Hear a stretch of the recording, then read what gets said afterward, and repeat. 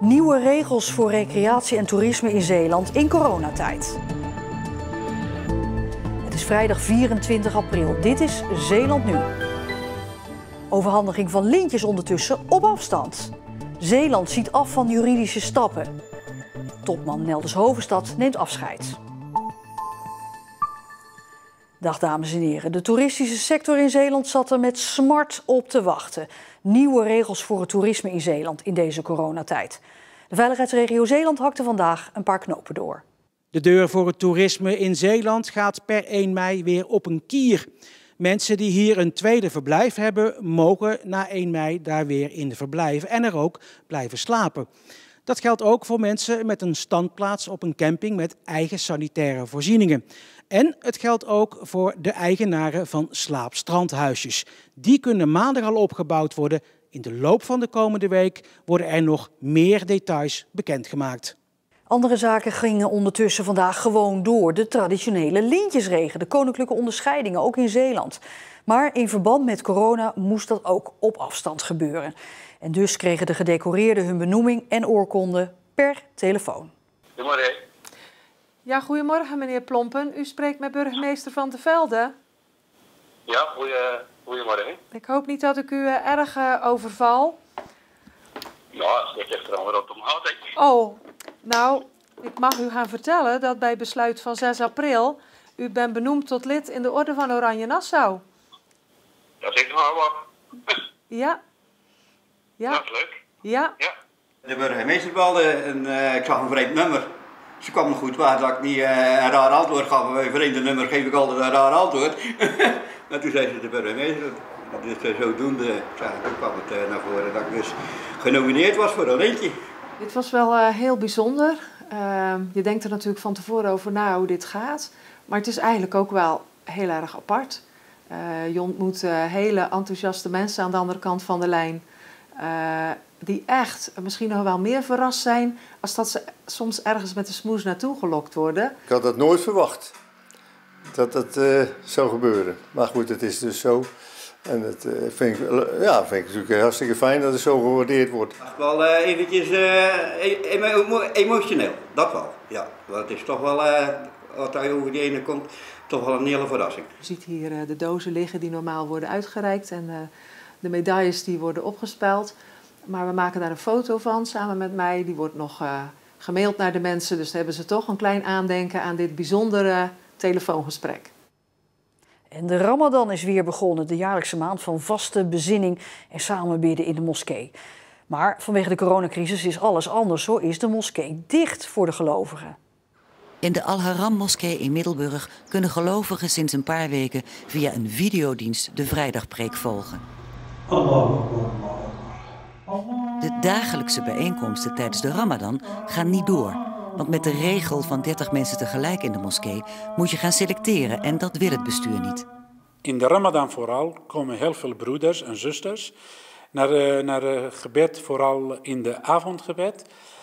Het is heel lastig om tegen ene zeggen, ja jij mag, aan de andere niet. Iedereen die naar de moskee wil, komt met één doel, zoveel mogelijk samen bidden en tot God komen. En als je dat de ene niet, wie ben jij om te zeggen tegen de ene, jij wel en jij niet? Ja, die selectie is gewoon heel lastig. En dat willen we niet zo ver laten komen dat wij die selectie hoeven te maken. Akam Hussein beseft dat het voor zijn geloofsgenoten een moeilijke vastentijd wordt, zonder de mogelijkheid om in de moskee samen te komen. Maar het principe van de Ramadan blijft het belangrijkst. Ik ga doen wat ik altijd gedaan heb. Namelijk vasten, zoveel mogelijk bidden, zoveel mogelijk Koran lezen. Helaas, wat wij in de moskee deden afgelopen Ramadan, zal dit jaar waarschijnlijk niet van komen. En samenscholing mag het ook niet meer. Dus wat dat betreft, ja, daar ben je gewezen op je eigen gezin en eigen tijd.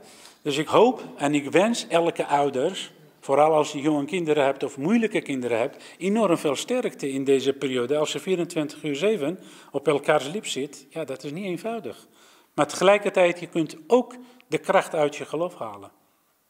Aangeschoven is collega Martijn van der Werf. Martijn, je ziet heel de dag op de redactie ook het andere coronanieuws voorbij komen. Want we gaan een lang en zonnig weekend tegemoet. Maar ja, we moeten toch allemaal weer thuis blijven, hè? Ja, hoe gaan we dat doen? Je mag wel naar buiten voor de befaamde frisse neus. Maar om die reden heeft ook de gemeente Vlissingen besloten om de boulevard af te sluiten.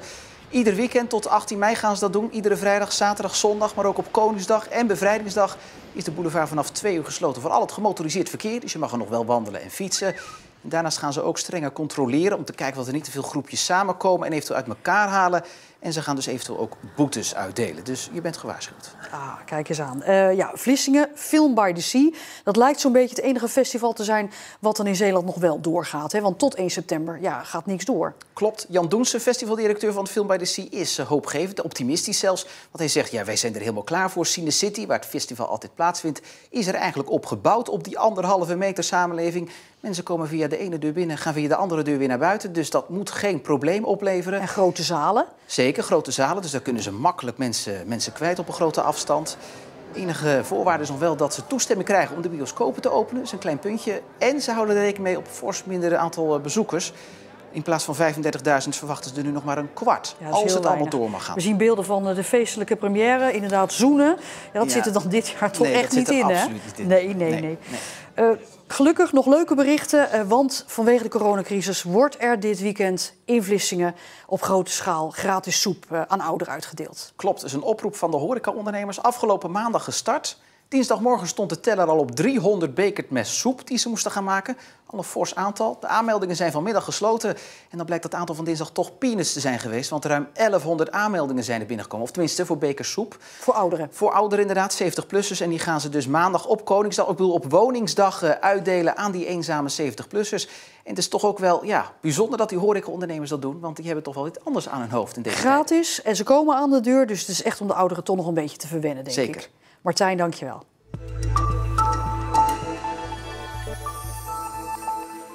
Ander nieuws. Er komt geen kort geding van Zeeland tegen de staat over de marinierskazerne. Dat bleek vandaag tijdens de digitale vergadering van Provinciale Staten van Zeeland. 3 eenmansfracties wilden dat de provincie de staat zou dagvaarden. En dit dan om een zo hoog mogelijke compensatie af te dwingen voor het wegblijven van de marinierskazerne. Maar de motie haalde het niet, want andere partijen waren bang dat zo'n kort geding de goodwill voor Zeeland in de Tweede Kamer zou schaden.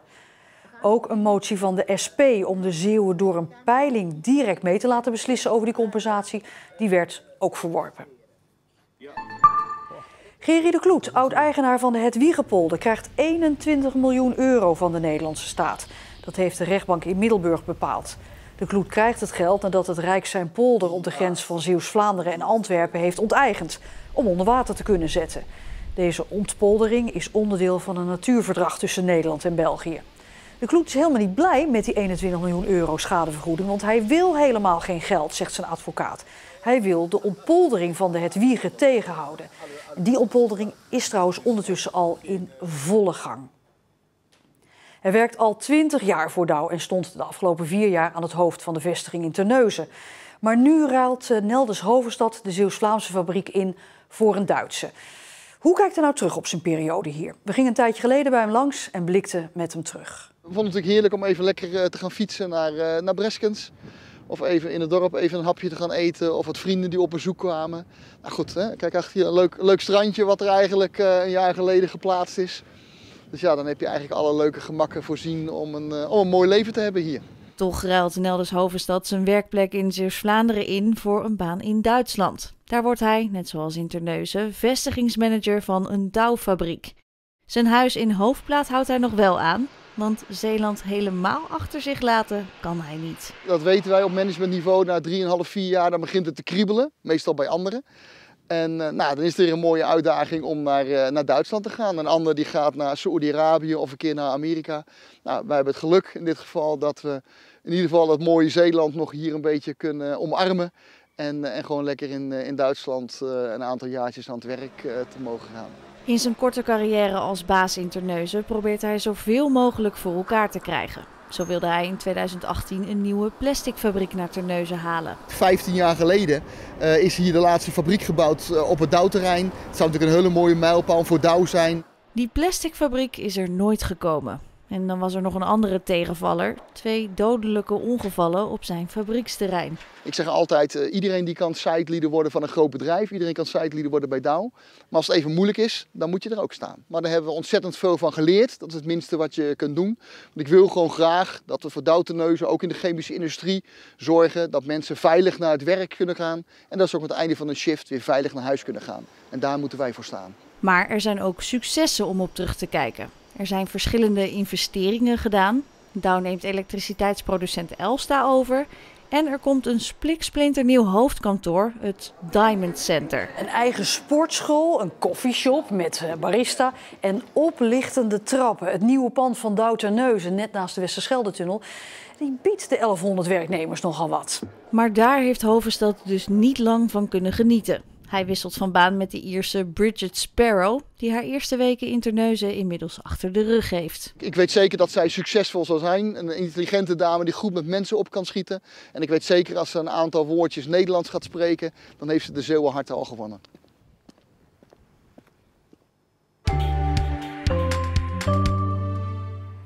Het was vanochtend eventjes nevelig, maar de zon die nam het al snel over. Wel was de temperatuur een paar graden lager dan gisteren door de noordenwind. En dit weekend blijft het zonnig, al zijn er af en toe wat wolken. Misschien op Koningsdag maandag een klein beetje regen, of in ieder geval daarna. En dan Zeedok van aankomende zondag. Dan kunt u kijken naar een echte perenboom. Het verhaal van de Joodse familie Perenboom. Als kind ben ik heel erg verwend, omdat ze blij waren dat er een nieuwe generatie en dat ze überhaupt nog een kind kregen. Maar tegelijkertijd maakte ik deel uit van de vooroorlogse tijd. Een fantastische jeugd, maar zwaar beladen met verhalen van voor de oorlog. Dat dus zondag. En tot zover deze Zeeland Nu van deze vrijdag. Morgen dan ben ik er weer met het nieuws en dan ook het weekoverzicht. Heel graag tot dan en een fijne avond.